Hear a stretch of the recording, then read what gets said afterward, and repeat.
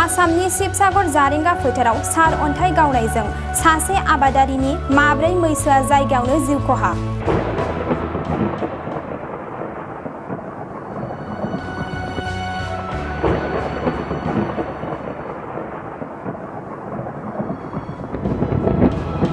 थांनाय 8 जुन बुधबार बारायखालि मोनायाव थाद'नाय गैयै जुब जुब अखा हानानै हरखाब गिलु बालु गिख्रंथाव सार अन्थाइ गावनायजों आसामनि शिबसागर जिल्लानि सिङाव थानाय जारेंगा फोथाराव माब्रै मैसोआ जायगायावनो जिउ खहा।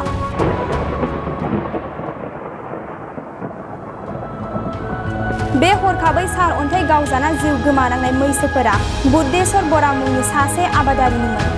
आबादारिया जिउ गोमानांनाय मैसो एबा खहा जानांनायखौ लानानै जोबोद गोथौवैनो दुखु मोननाय फोरमायदों।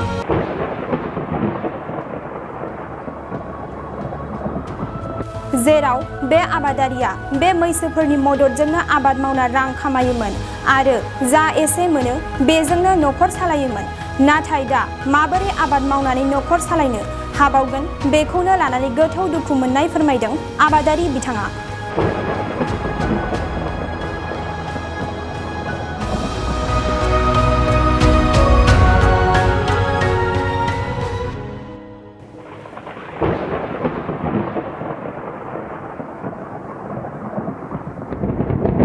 आसामनि शिबसागर जारेंगा फोथाराव सार अन्थाइ गावनायजों सासे आबादारिनि माब्रै मैसोआ जायगायावनो जिउ खहा।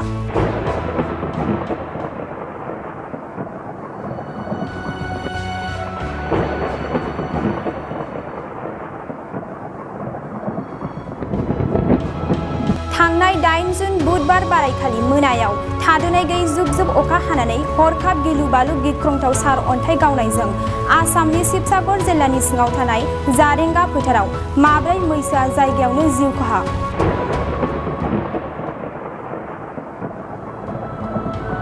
बे हरखाबै सार अन्थाइ गावजाना जिउ गोमानांनाय मैसोफोरा बुद्धेश्वर बरा मुंनि सासे आबादारिनिमोन। आबादारिया जिउ गोमानांनाय मैसो एबा खहा जानांनायखौ लानानै जोबोद गोथौवैनो दुखु मोननाय फोरमायदों।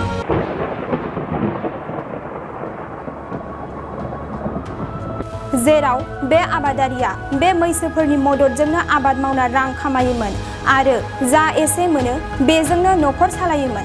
नाथाय दा माबोरै आबाद मावनानै नखर सालायनो हाबावगोन बेखौनो लानानै गोथौ दुखु मोननाय फोरमायदों आबादारि बिथाङा।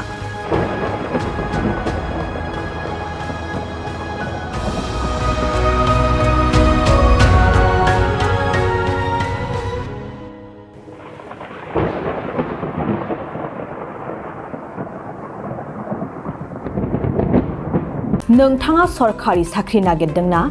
नोंथांनि थाखाय मोनसे गोजोनथाव खौरां।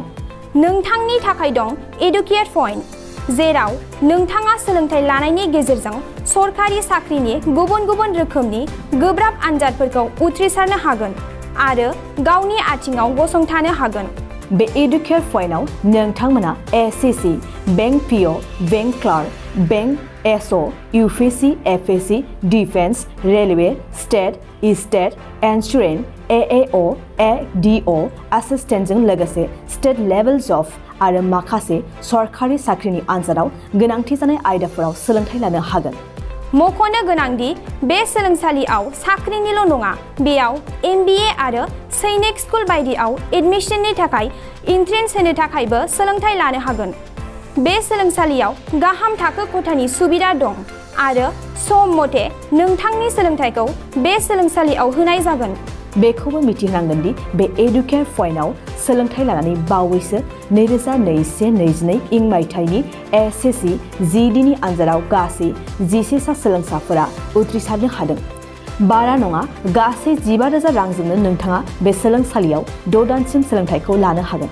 बे सोलोंसालिया क'क्राझार, बरपेटा रड, गवालपारा आरो बङाइगावआवबो दं। क'क्राझाराव सोलोंथाइ लानो गोसो गुदुं जानाय सुबुंफोरा 70020261333 9101 536360 70020261333 9101536360